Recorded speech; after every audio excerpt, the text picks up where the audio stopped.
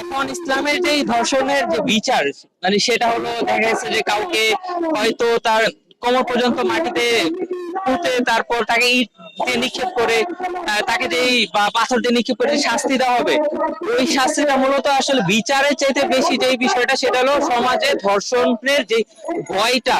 সেইটা যাতে মানে মানুষ দেখতে পারে নিজের চোখে যে ধর্ষণ করলে এরকম একটা শাস্তি হবে, এই ভয়ে যাতে কেউ ধর্ষণের মতো অপরাধ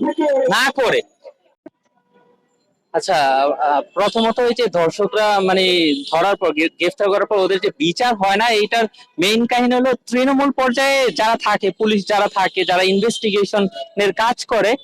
ওনারা বিভিন্নভাবে টাকার প্রলোভনে কিংবা ঘুষের কারণে বা দেখা গেছে তাদের কাজের মানে অনেক চাপের কারণে তারা তাদের সেই কাজগুলো ঠিক মতো করতে পারে না। তো তারা যেই প্রুফ গুলা কালেক্ট করে ওইটা পরবর্তীতে আদালতে দেওয়ার পর ওই প্রুফের ভিত্তিতে দেখা গেছে যে অনেক সময় বিচার নিশ্চিত করা যায় না। এর মধ্যে বাংলাদেশে তো বিভিন্ন আইনে ফাঁকফোকর আছেই, সেই ফাঁকফোকর এবং পাওয়ার ব্যবহার করে অনেকে সেইটা থেকে বেঁচে যায়। পরবর্তীতে দেখা গেছে যে প্রুভেন যে সবাই স্বীকৃতি দিতেছে বা প্রুফ আছে যে সে ধর্ষক, এইরকম যারা আছে তাদের বিচারও এই ঠিক একই কারণে কিন্তু অনেক লেট হয়। বাংলাদেশে আমি যেটা শুনলাম যে অনেকগুলা কেস, ধর্ষণের যে কেস অনেকগুলো পেন্ডিং